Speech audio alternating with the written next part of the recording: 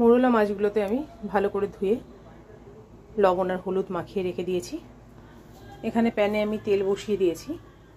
এবার মোরলা মাছগুলো ওতে দিয়ে ভেজে নেব। সবগুলো একবারে দেব না, অল্প অল্প করে দেব, দিয়ে ভেজে নেব।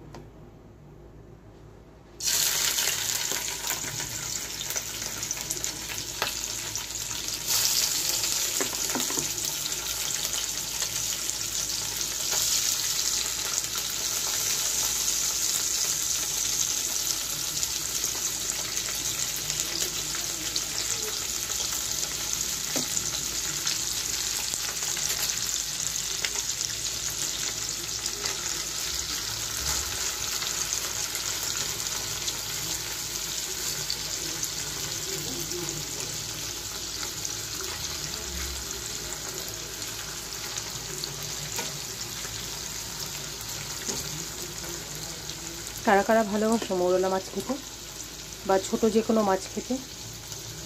এই মাছের কিন্তু টক মিষ্টি একটা টক হয়।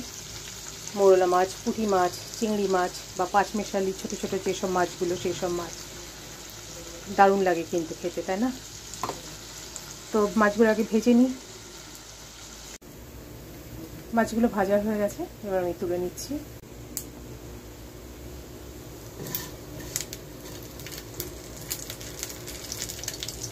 ছোটো মাছ ভাজা খেতেও যেমন ভালো লাগে, তারপরে একটু বেসন, কাঁচা লঙ্কা কুচি, পেঁয়াজ কুচি এগুলো দিয়ে একটুখানি বড়া করে নিলেও দারুণ লাগে। মাছ ভাজা হয়ে গেছে, মোরলা মাছগুলো, আর আলুটা ভাজতে দিয়েছি। তো দেখো মাছগুলো কেমন করে ভেজে নিয়েছি। খুব কড়া ভাজবে না, যদি কড়া মানে ভাজা খাও তাহলে কড়া ভেজে নেবে, আর যদি ভাজা না খাও, ঝোল খাও বা চচ্চড়ি টাইপের কিছু করো, তাহলে খুব বেশি কড়া করে না ভাজলেও চলবে। আমি মোরলা মাছটা পেঁয়াজ, কালো জিরে ফোড়ন দিয়ে, কাঁচা লঙ্কা, টমেটো দিয়ে আমি একটা চচ্চড়ি মতোও করি, কিন্তু এই গরমে না আর কিছু ভালো লাগছে না, তার জন্য আমি ভাবলাম আজকে হালকার মতো ঝোলটাই করে নিই। একটু আলু দিয়ে, টমেটো দিয়ে, কালো জিরে ফোড়ন, কাঁচা লঙ্কা, মশলা কিছুই যাবে না, শুধু একটু আদা বাটা দেবো। দেখো মাছগুলো আমি এইভাবে ভেজে নিয়েছি।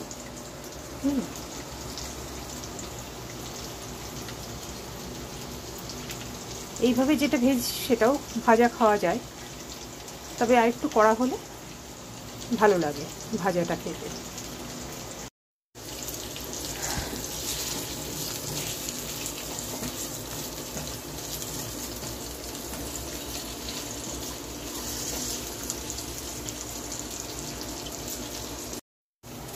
ছেলে ছোটো মাছ খাবে না আজকে, তার জন্য ওকে এই মাছটা ভেজে ওই মাছের সাথেই একসাথে ঝোলের মধ্যে দিয়ে দেবো।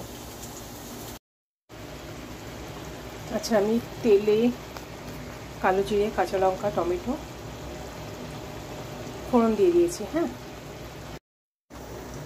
কাঁচা লঙ্কা, টমেটো, হলুদ, লবণ আর সামান্য একটু কাশ্মীরি লঙ্কা দিয়ে আমি ফোড়নটা দিয়েছি। আর এখানে দেখতে পাচ্ছ মাছ ভেজে রাখা আছে, এটা আমি দিয়ে দেবো। সামান্য একটু আদা দিয়ে দিলাম। ভালো করে আরেকবার কষিয়ে নেব আদাটার সাথে। টমেটো, হলুদ, কাশ্মীরি লঙ্কা এইগুলো, আর অন্য কোনো জিরে গুঁড়ো বা ধনে গুঁড়ো আমি আজকে দেবো না। চচ্চড়িটা করলে, চচ্চড়ি যদি করতাম পেঁয়াজ, ধনেপাতা কুচি এইসব দিয়ে, তাহলে আমি জিরে গুঁড়ো অল্প আর ধনে গুঁড়োটাও অল্প দিতাম, কিন্তু যেহেতু চচ্চড়ি করছি না, ঝোল করব, সেই জন্য দিলাম না। এবার জলটা দিয়ে দেবো।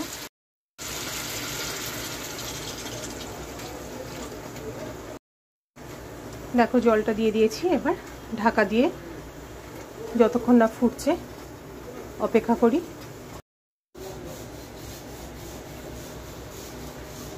ঝোল দেখো ফুটে গেছে। এবার আমি ভেজে রাখা মাছগুলোকে দিয়ে দেবো।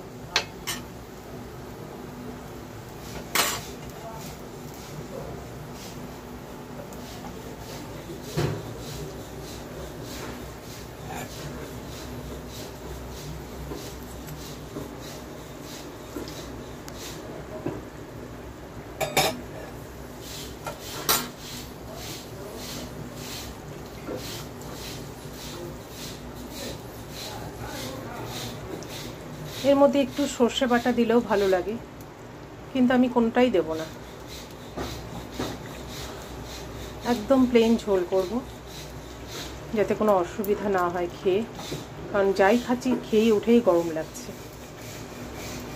লবণ দিয়েছিলাম, টেস্ট করে দেখে নেব কেমন লাগবে না লাগবে। আর সামান্য একটু দেবো টেস্টের জন্য চিনি। লবণ ঠিক আছে।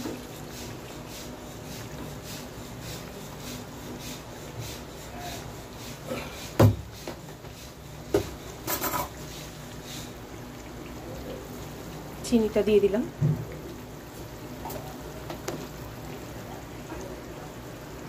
আর একটু ফুটিয়ে নেবো, মাছটা যেহেতু দিয়েছি 5-7 মিনিট ফোটাবো, তারপরে নামিয়ে নেবো।